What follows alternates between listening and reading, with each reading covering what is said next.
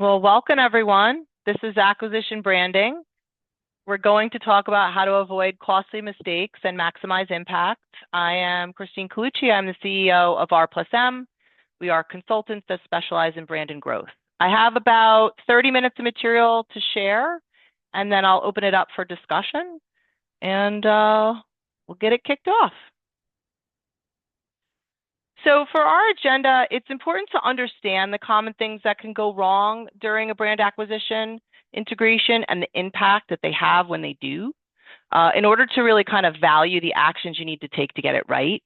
So I'm going to cover the mistakes. I'm going to cover the costs. It's all really important information to really understand. But there's a ton of opportunity when targeting, when integrating a brand. And so we'll also talk about all those opportunities. And I want to make sure that you understand when I share the mistakes and the costs, it's not meant to instill fear. It's just reality of what can go wrong and what it would cost. And then we'll focus on the opportunities because all of it can be avoided. One of the things I like to touch on before we begin is really the pressure that comes with an integration. M&A is high stakes for leadership teams and marketing leaders. So in many scenarios, leadership teams actually lack integration experience. They've never done it before.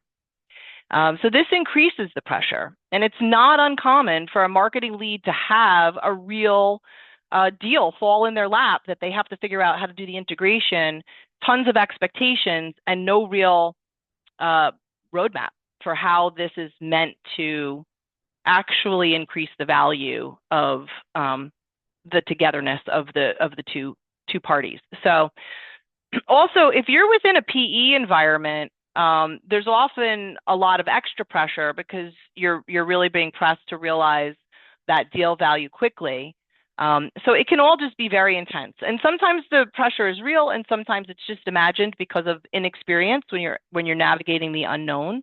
But there are also realities, right? You have the potential for revenue loss of the acquired asset, brand dilution, market position erosion, and loss of brand trust. So there's some real stuff that's at stake when you're doing an integration. But as I mentioned, there's a ton of opportunity, and we'll talk about all of it. So why does it even matter to talk about brand when we're considering an acquisition? A strong integration strategy can actually accelerate growth. And brand is actually a strategic lever in the success of an overall integration. You know, it's not always understood within leadership teams, but brand can act as the foundation of all internal and external alignment, creating a positive brand experience that can lead to any number of things, right? So increased customer trust, higher sales, the ability to actually command a higher price. All of that accelerates growth. And if you consider this, the health of your brand actually directly impacts revenue and valuation. So the revenue and valuation impact for the Together organization and then the impact on the acquired asset are all important to pay attention to. If you fumble the integration, you have the risk of hurting the health of the brand that you've acquired and potentially even your own as a foundation. A proper brand assessment as part of an integration effort, it looks at many areas related to a brand. Customer perception, understanding competitive landscape, creating internal alignment, they all play a really big role in both revenue and valuation. From a valuation perspective, when you understand your business well and can articulate it succinctly as a team, you're positioning your brand and your portfolio of brands with star power, which directly correlates positively to your valuation. From a revenue perspective, when your customers and prospective customers are experiencing your brand in a very consistent way with both words and actions, that builds trust. And trust translates to faster conversions and higher revenue. You know, if you think about your own buying decisions, right, whenever you've made significant purchases, whether that be professionally or personally, that consistent experience really builds trust. It feels easier to say yes when you are having a consistent positive experience than when it feels risky. It takes longer to make that commitment when it feels risky. So post-acquisition companies with a strong brand outperform those without one. Integration is usually heavily focused on operational efficiencies, overlooking the brand work that's needed. But heavier brand integration work will actually accelerate growth, and it will do its part to maximize deal value because it actually plays a role, a fundamental role, in realizing operational efficiencies by acting as that foundation for all internal and external alignment. And we're going to get into this more. So let's start off with the common pitfalls, and we'll move through costs and then into opportunities. So from a common pitfalls perspective, the biggest pitfall we experience pretty regularly is a lack of leadership alignment, which unfortunately actually becomes the root for most of the others, right? Like inconsistent messaging and poor cultural integration. In my experience, that lack of alignment, it usually comes from a lack of understanding about what's at stake and how brand actually supports each business function's integration responsibilities, right? Some lack of alignment also comes from an unwillingness to admit inexperience. But we'll come back to leadership alignment in a minute. I do want to talk about speed. So one of the common pitfalls is that you actually move too fast, right? There's a value in the speed of branding and acquisition, but there's more to it than just being fast. So rushing can actually hurt you in some cases if it's not informed. You know, we've seen companies push for brand integration and just dilute the value of the asset that was acquired. Because sometimes when the change kind of comes too quickly or too dramatically, or it doesn't have a good, true objective perspective, they can fail. So, and when I say like objective perspective, what I'm often talking about is the acquiring company is leading the charge with very little intel on the true value of the acquired asset's brand equity. You don't really need to do brand due diligence during deal due diligence. It's just not where you dive deep. But you do need to do due diligence on the brand that you've acquired before you can put a real meaningful and impactful integration strategy together. You do need to get that part right. And each acquisition needs its own game plan. And rushing can have negative consequences, including costs. So let's talk a little bit about costs, and we will come back to speed. So the costs of these common mistakes will not really surprise you, especially if you've lived through some of this at this stage of your career. I'm going to imagine you've been through an acquisition integration that probably didn't go very smoothly. One of the reasons this happens and this experience happens is because when your internal folks are left to define the acquisition on their own, they will most likely default to the doomsday message. And so if you've had a negative experience with an integration, my guess is that it started with really poor communication and very poor communication internally. And it can be extremely disruptive to workflows when this happens. B2B is still people-to-people transactions. I love sharing this, but this perspective, but it trickles over to customers, the uncertainty. When your internal folks are uncertain and they have concerns and they don't know what to expect, that's going to trickle over to customers because B2B is still people-to-people. You're buying from a salesperson that you may have had a conversation with, a relationship with for years. You're dealing with customer service, you're dealing with operations, all of these touch points.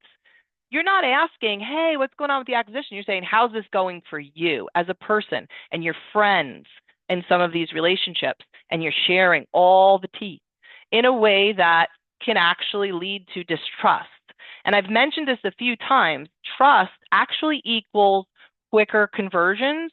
Distrust leads to hesitancy. And you know this because when you buy things, it's easier to say yes when you feel good about the experience. So the good feeling comes when consistency is being felt.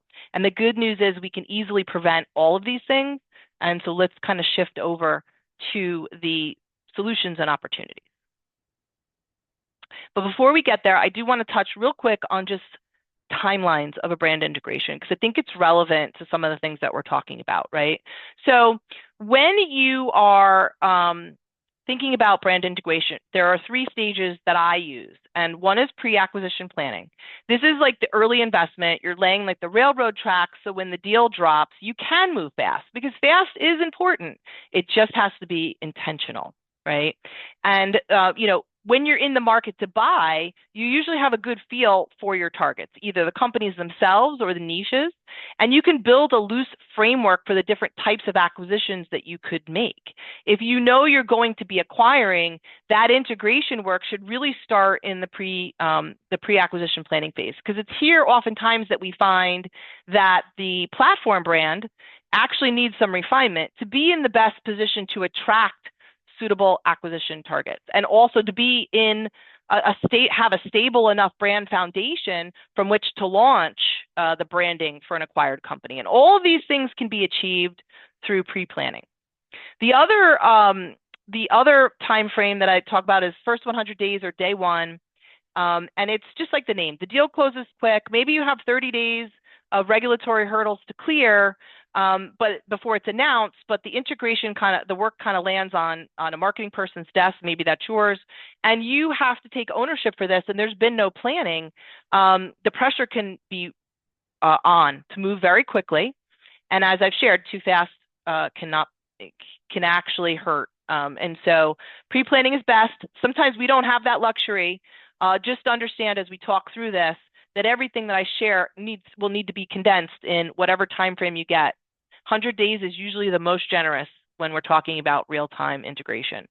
Sometimes it's just 30. So long-term alignment, it's a really good product of pre-planning with good leadership alignment and a focused approach measured with intention, a roadmap, metrics, all the good stuff to figure out how you really want this integration to work over time so that it can accomplish the goals that you've set out for the reasons behind even acquiring the asset, right? So when you have that loose pre-planning and you refine it with actual experience by monitoring metrics and course correcting where you need to, and you can refine your long-term plan over time, it's sort of loose and then it becomes more concrete, usually laddering up to the milestones that you wanted to accomplish, the why behind why you acquired what you acquired. You can accomplish that in the long-term planning, right? And as you're gaining that real understanding of the acquired brand's equity or lack of equity over time, you can map that out in the long-term planning. So there is work that needs to be done in the first 100 days when the deal drops. There's no question. You need to have something prepared and ready then. But your bigger lift can take much longer. And in some cases, for some of our clients, it's years. So, and that's intentional on their part. And it's all about the goals and how strong that equity is of the acquired brand. So some strategies for success, because let's talk about that. There's plenty of them. And these really won't surprise you. The biggest strategy for success is to gain that leadership buy-in. It's a must. And at R+M, we always strongly recommend investing in education for your leadership team, typically led by us for our clients, but I recommend that you use an outside person for this. An outside expert can be very valuable. During these education sessions, we focus on gaining alignment. That's the goal. And the alignment is typically achieved by really understanding the goals and challenges of each of the members of the leadership team, what their responsibilities are going to be for integration, what their responsibilities are in general, whether that's revenue impact, performance metrics, whatever it is, and working within that team to help show the brand work and how it will support their accomplishing these different goals. Right. And so having that outsider to lead and facilitate has that advantage in both objectivity and speed, because we're willing to say the thing, we're willing to address the elephant in the room. And, sometimes the internal politics might not lend itself to a quicker alignment for leadership teams. You know your team's best, right? But with these educational alignment sessions, you begin to build your unified messaging framework for your key stakeholders. And when you're part of a leadership team that's actively looking to acquire, it's a great opportunity to gain this buy-in and alignment in that pre-acquisition planning phase, as I mentioned earlier. So it can actually become part of the value, actually, of the courting process for acquiring. So when you're speaking to acquisition targets, and you can explain some of the loose ideas you have around how you would handle the direction of their brand post-acquisition, you're speaking their love language, right? Remember, a brand can have a really strong identity within a culture. What will happen to us is always top of mind for any company that you are looking to acquire, especially with founders, but definitely with stakeholders as well. So this kind of planning sets you up to have discussions with targets if you think it's appropriate about what you might actually do with them post-acquisition from a brand perspective, and that could differentiate you from their suitors. That can also help you understand what their sentiment is with their brand early on so that you can understand if it matches what they're trying to accomplish or what you're trying to accomplish in the actual integration or the reasons behind acquiring them, right? Communication is huge, right? When we're talking about when your leadership team is on board and you will have a smoother road ahead, right? When you're working as a team and you can deliver communication both internally and externally in a very consistent manner among the different team members, you are basically demonstrating that consistency that builds trust. And I cannot stress enough how important the internal piece is in the success of customer messaging. So we often think of internal as just our people, but I mentioned earlier, and I'll continue to drive the point home, B2B is people to people, and that internal piece has to be solid, and the messaging has to be consistent from leadership within the organization, not just in what you're saying, but in your actions and how you support your team, the folks that are laddering up to you. So regardless of whether you're day one or undertaking a rolled out approach in the assessment period, you do need your day one communication plan in place, and that has to be sticky and honored by leadership. Communication, again, super important. You don't have to decide all the things quickly though, because rushing, as I've shared a few times now, is actually one of the mistakes that you can make. It has to be intentional. And that is why having a phased integration approach in most scenarios is usually undertaken, right? The one size fits all approach for acquisition branding is a thing of the past, right? You are ours, we conquered you, you're ours now, your name no longer exists, we don't know you. Like we don't do that anymore unless that brand had no equity. If the brand has no equity, then sure, there's a place for that. But each transaction, I should say, is unique. And a brand assessment of your acquired brand can inform you on where the right places will be to focus throughout your longer term planning to ensure sort of that continuity and still confidence in the early stages and then over time.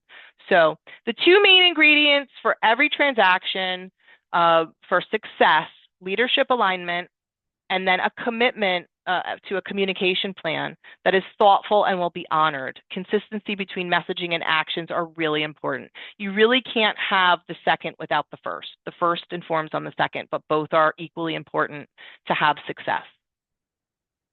I want to come back to valuation. So most of the acquisitions are being done to create something that is more valuable together, right? So the whole is greater than the sum of the parts. And if you're in a PE-owned environment, there is almost always an exit timeline. Strong brands drive multiples because they connect with you emotionally and build trust. And this is true for prospective investors. Consistency feels safe and confusion feels risky. And that level of risk or lack of risk translates into the multiple. Internal alignment is also priceless. A leadership team that understands their business the same way is consistent with their messaging and able to communicate this during a process, that's very powerful. So all these things bundled together create value. It also relieves a lot of stress as you prepare for your roadshow, right? Something to consider, because there's a lot of the brand work that we do and that we would do in a pre-planning phase, and the alignment of the leadership team really positions you to show up strong in your roadshow. So something that we're learning, and I like to share with folks on presentations like this, to set expectations in the right place around brand. A strong brand is built over time. So think 2 to 3 years. So if you're making changes to a brand that you've acquired, it's going to need some time to marinate, right? That does not mean that you're not going to have real impact, positive impact in much shorter time frame. You'll have wins at 3 months, 6 months, 9 months, 2 months, all of that above, based on the journey that you map out for yourself and where you want to reach those milestones. But a true marinated, strong brand, it is a 2 to 3 year horizon. And so I always like to put that out there, because it's not something that you can decide you want to do 90 days before you're going to go to market. When you have a runway and a vision and you're focused, you can create a tremendous amount of value leveraging brand-led growth. Let's talk about how do you measure success and how do you course correct. So big advocate of using metrics. So measuring improving ROI for acquisition branding is important. It will help you understand if you're getting it right or if you need to course correct. And as a leadership team, you should want to see value in the numbers. You want to see that the investment that you're making is actually translating into the impact that you were intending to have. So some of these metrics are not, I'm going to share some metrics as an idea, but really each scenario is its own situation, and what you want to accomplish really informs on what you want to measure, right? But some that I would recommend considering: brand sentiment tracking. There are 8 AI tools out there that focus on combing through data for sentiment trends, social listening tools like Meltwater. There's others as well. And you can leverage data. You can also leverage data from like HubSpot or Salesforce, wherever it is that you have potentially have your own customer experience data. And each can play a role in helping set baselines and then measure progress. And some other things that are worth measuring things like customer retention and engagement metrics, employee alignment and internal adoption rates are also worth considering. And then always you want to watch trends associated with your lead conversion metrics. But these are things that you can have a partner help you set up. They can help you look at what you want to accomplish and make recommendations, as well as looking at what you already measure, because if those are important to your business and how you feel you're healthy, will look to inform you on how those numbers could change during integration, and so that you can understand like what's normal and what's not normal, right? So just about to the end, but some key takeaways. So I think the one thing that I would actually encourage more than anything is you want to keep learning. Acquisitions, I continue to learn new things. Every client that we take on, we are in a new scenario, and it's different and interesting. And while there are fundamental things to how you approach this kind of exercise, it's different, and every deal is different. So just keep learning. Any opportunity to learn. Secure that leadership alignment and buy-in early. Consider investing in pre-acquisition planning to align your leadership team early and position you to be fast when the deal drops. Root brand-led growth methodology into your business strategy and goals when working to gain alignment and buy-in. And what I mean by that is you need to talk to each member of the leadership team about what's important to them. And then once you've given each person, or you've gained buy-in from each person's understanding of how this can help them, then you can collectively as a team take that and make it into the foundation that you're looking for. And I would always recommend consider working with an experienced partner to navigate this, because it does help with speed and also objectivity. Real quick, R+M is a brand experience agency. We work with companies who are investing in their growth. One of our brand expertise is in acquisition branding. And if I'm being totally forthright, most of our acquisition work comes when things have gotten really messy and leadership teams are stuck. So I share this presentation on a monthly basis as somewhat of a public service announcement for leadership teams. Like, there's a better way to go about doing this. There's actually a much, much better way to go about integrating your brand. Actually, the whole integration, if it's built on a brand foundation, can go way smoother than you've probably experienced in your past. So that's what I had to share. I can go down many, many rabbit holes, but I try not to. and leave it open for questions, and happy to share more details where maybe I didn't go deep enough. So, well.